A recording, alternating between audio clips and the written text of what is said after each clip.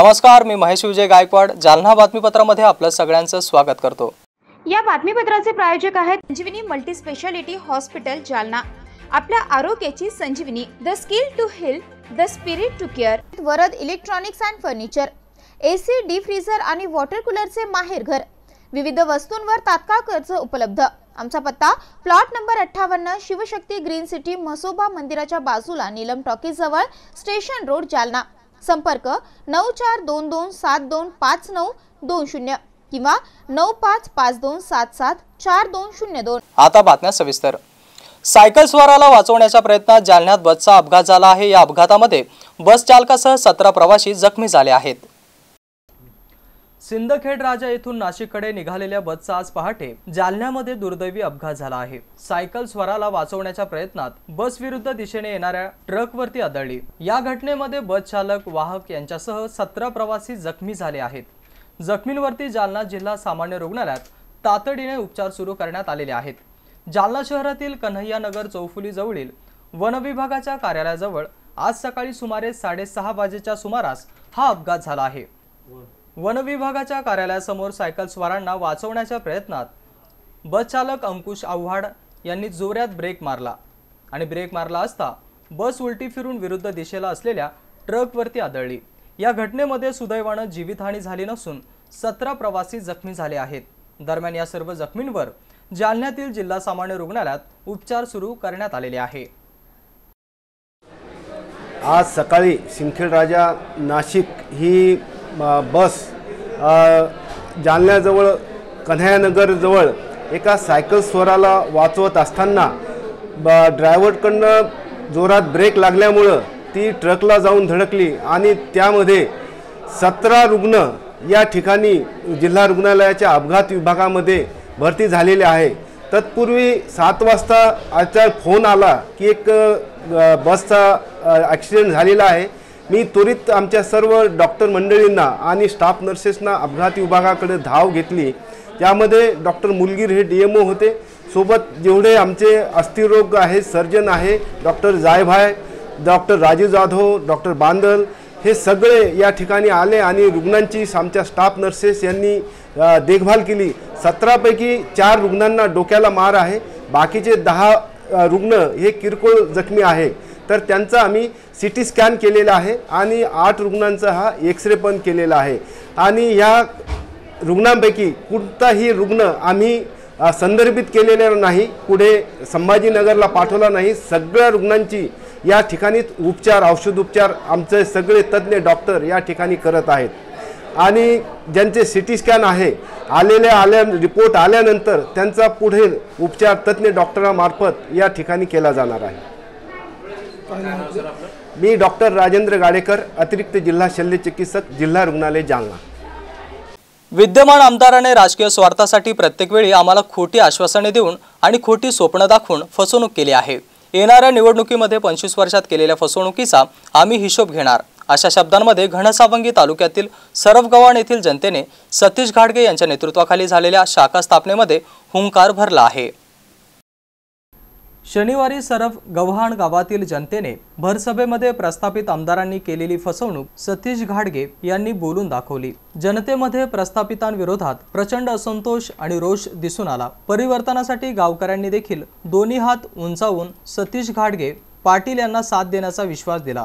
जनतेचा हा विश्वास येणाऱ्या काळामध्ये सार्थ ठरेल असा विश्वास यावेळी सतीश घाडगे यांनी दिला आहे। या प्रसंगी असंख्य युवकांनी सतीश घाडगे यांच्या हस्ते भाजपात जाहीर प्रवेश केला। सर्व युवांचे आणि शाखेतील अध्यक्ष, उपाध्यक्ष, मार्गदर्शक आणि सदस्यांचे सतीश घाडगे यांनी पक्षात स्वागत करून पुढील वाटचालीस शुभेच्छा दिल्या। त्याचबरोबर त्यांना प्रत्येक अडचणीत सोबत उभा राहील असा शब्द देखील दिला। या कार्यक्रमास अर्चना सोसे, दत्ता टापरे, बाबासाहेब हरबग, माधव टेहेळे, विठ्ठल देशमुख, भगवान तौर, नाना वायाळ, विष्णुपंत जाधव, किरण भुतेकर, जहीर पटेल, कृष्णा कौलांगे, अर्जुन बिटले, शंकर भालेकर, किरण गुडेकर, बाबासाहेब जाधव, राजू पवार, कैलास मुळे, भानुदास बर्डे, शिवाजी मुळे, सचिन पाटोळे, हरिचंद्र जाधव, सुदाम असोले, भानुदास धनवडे, लक्ष्मण थोरात, लक्ष्मण गोरे, अंकुश तांगडे, शेषराव बोर्डे, भीमाशंकर काळे आदी पदाधिकारी उपस्थित होते।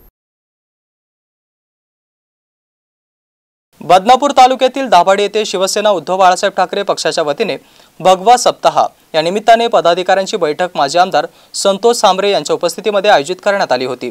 या प्रसंगी भाजप आणि इतर पक्षातील शेकडो कार्यकर्त्यांनी शिवसेना पक्षामध्ये प्रवेश केला आहे।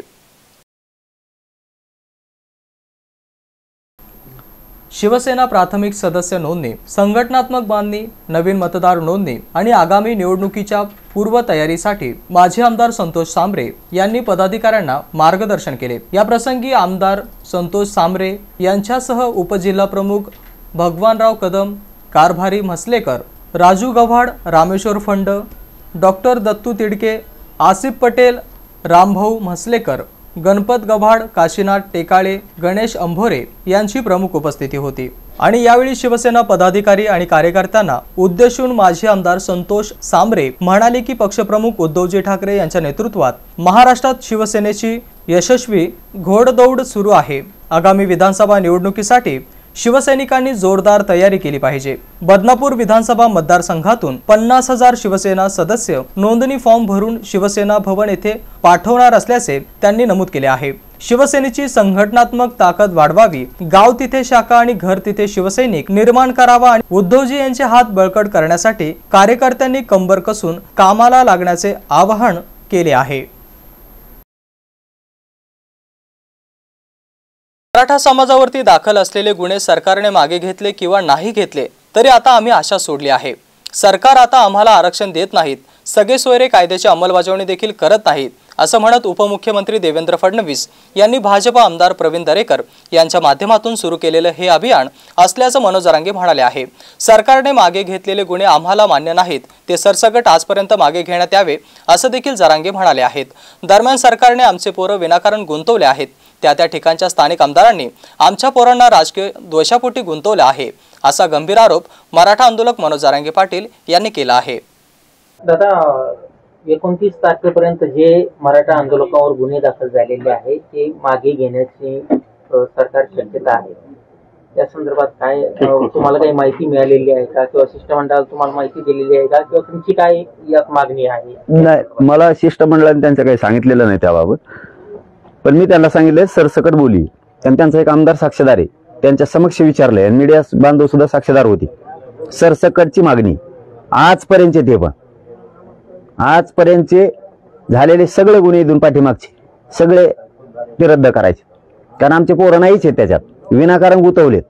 कोणीही तिथं दिसत नाही तरी गुंतवलेत, काही शेतात काम करणारे गुंतवले विनाकारण। काही पोरं पुण्याला मुंबईला आहेत, ते पोरं शिकायला तिकडे गेले, नाव इकडे टाकले, हे कामं झाले। त्याच्यामुळे त्याच्यात आमचे लोक नाही आहेत, विनाकारण त्यांना गुंतवले, यांनी राजकीय द्वेषापोटी गुंतलेले त्या पोराला, बाकी काहीच कारण नाही। याला गुंतवायला सगळे स्थानिकचे जिल्ह्यातील आमदार जबाबदार आहेत, त्यांनी स्वतः गुंतवायचं काम केलं आहे।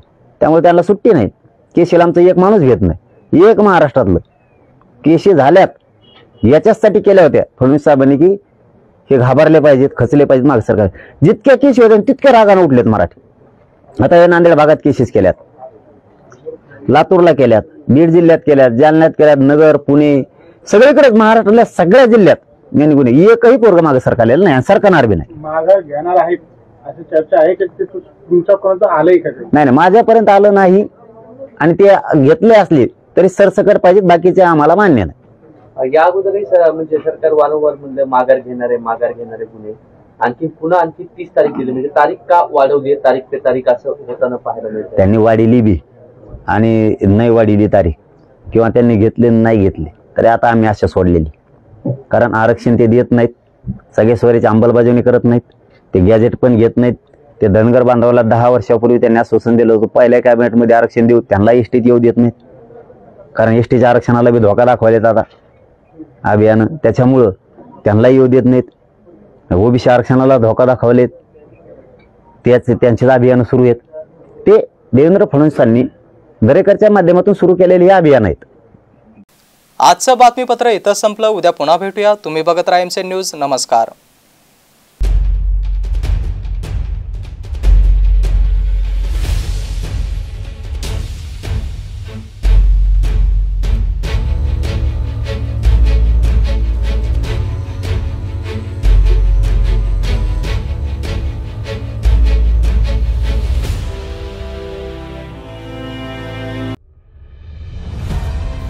संजीवनी मल्टी स्पेशालिटी हॉस्पिटल, ऋषी पार्क, अंबर चौफुली, जालना।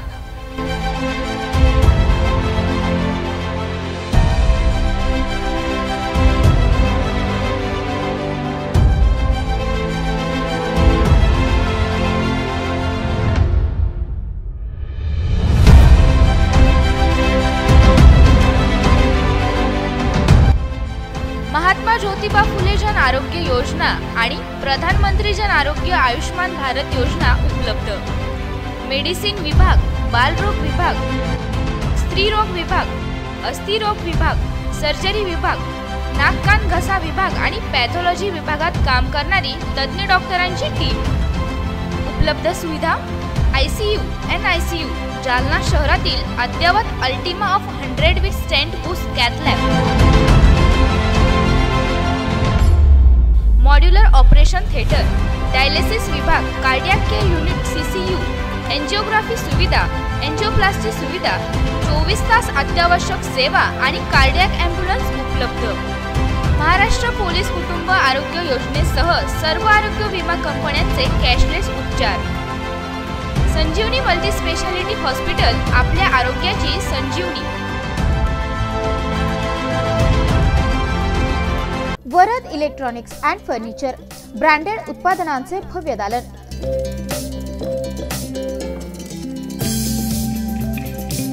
आमच्याकडे AC, fridge, LED, washing machine, deep fridge,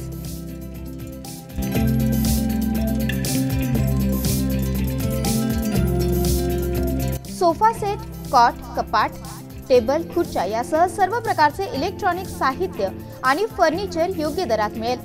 electronic उत्पादने आणि फर्निचरसह लग्न साहित्य खरेदीवर विशेष सवलत देखील उपलब्ध। लग्न साहित्यावर हमखास गिफ्ट, विविध वस्तूंवर तात्काळ कर्ज उपलब्ध। AC, डीप फ्रीजर आणि वॉटर कूलरचे माहेर घर।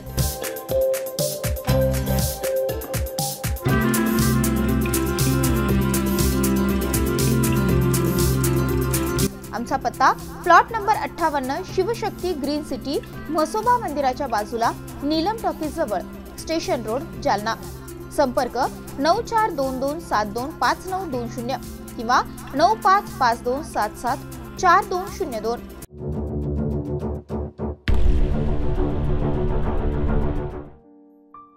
जालना शहर महानगरपालिका जालना पावसाळा ऋतूमध्ये नागरिकांनी घ्यावयाची काळजी तसेच डेंग्यू ताप प्रतिबंधासाठी जनतेस आवाहन। पावसाळ्यात वैयक्तिक आणि सार्वजनिक स्वच्छतेकडे लक्ष द्यावे। आपल्या घरातील निघणारा कचरा हा वर्गीकृत करून घंटा गाडीमध्येच टाकावा। कचरा इतरत्र टाकल्यास परिसर अस्वच्छ दिसतो आणि प्लास्टिक कचरा नाल्यांमध्ये अडकून पाणी तुंबते। बाहेरून घरी आल्यानंतर तसेच शौचालयाच्या वापरानंतर हात पाय काळजीपूर्वक धुवावेत। तळपायाच्या त्वचेमधून जंतांच्या सूक्ष्म आळ्या शरीरामध्ये प्रवेश करू शकतात। पोट बिघडू शकते, त्यामुळे काळजी घ्यावी। घराभोवती दूषित पाणी साचू देऊ नये। पाणी साठ्यांची साधने नियमितपणे पूर्ण झाकून ठेवावीत। पावसाळ्यात मांसाहार पदार्थ खाणे टाळावे। शिळे अन्न पूर्णपणे खाणे टाळावे। पावसाळ्यात पाणी उकळून कोमट करून प्यावे। रस्त्यावरील खाद्यपदार्थ खाणे टाळावे। डेंग्यू रोगाचा प्रसार एडिस इजिप्ती नावाच्या डासांमार्फत होतो। एडिस इजिप्ती डासांची उत्पत्ती रांजण, माठ, हौद आणि टाक्या इत्यादींमधील साठवलेल्या पाण्यामध्ये आणि कूलरमधील पाण्यामध्ये तसेच छतावर साचलेले पाणी, परिसरातील रिकाम्या बॉटल, नारळाच्या करवंट्या आणि निकामी झालेले टायर्स इत्यादींच्या माध्यमातून या डासांची उत्पत्ती होते। डेंग्यू तापाची लक्षणे: ताप, डोकेदुखी, मळमळ, उलट्या, सांधेदुखी, अंगावर पुरळ येणे, अंगदुखी इत्यादी लक्षणे हे डेंग्यू रुग्णांमध्ये आढळतात। डेंग्यू तापाचा प्रसार रोखण्यासाठी उपाययोजना राबवाव्यात। यामध्ये आठवड्यातून एक कोरडा दिवस पाळावा। या दिवशी घरातील सर्व पाणी साठे रिकामे करून त्यांची आतील बाजू आणि तळ घासून पुसून स्वच्छ आणि कोरडे करावेत। साचलेल्या नाल्या आणि डबके हे वाहते करावे। वाहते करता न येणाऱ्या पाण्यामध्ये ऑइल किंवा रॉकेल टाकावे। कोरडे न करता येणाऱ्या आणि डास आळ्या असलेल्या पाणी साठ्यामध्ये आरोग्य कर्मचाऱ्यांकडून ॲबिट टाकून घ्यावेत। आवश्यक ठिकाणी साठलेल्या पाण्यामध्ये आरोग्य कर्मचाऱ्यांमार्फत गप्पी मासे सोडावेत। खिडक्यांना जाळीदार पडदे बसवावेत। डास प्रतिबंधात्मक साधनांचा आणि मच्छरदाणीचा वापर करावा। डासांचा संपर्क टाळण्यासाठी दार, खिडक्या या सायंकाळी बंद ठेवाव्यात। घराचा परिसर आणि शेजारील परिसर स्वच्छ ठेवावा। ताप आल्यास जवळील प्राथमिक आरोग्य केंद्र, उपकेंद्र, सरकारी दवाखाने, आरोग्य कर्मचारी यांच्याशी संपर्क साधावा. पाण्याचा अपव्यय टाळावा आणि नळांना तोट्या लावाव्यात. तसेच पाण्याची गळती होणार नाही याची दक्षता घ्यावी. सर्दी पडसे झाल्यास आणि खोकला लागल्यास मास्कचा वापर करावा. आपको कलेक्टर साहिबा के हाथों से इनामी घर मिल रहा है. आपका घर बहुत सुंदर होगा ना? अरे नहीं बेटा, हम तो बहुत छोटे आदमी हैं। चाचू डोंट वरी, मैं बड़ी होकर आपके लिए और सबके लिए मजबूत और सुंदर घर बना के दूंगी। कालिका सरिया लाना मत भूलना। कालिका TMT सरिया कंक्रीट से करे मजबूत जोड़ और भूकंप, संग, आग से लड़कर घर को दे दीर्घायु। कालिका सरिया मैं भूली नहीं। बेटिया आप कलेक्टर। कालिका TMT, फैसला जो मजबूत हो।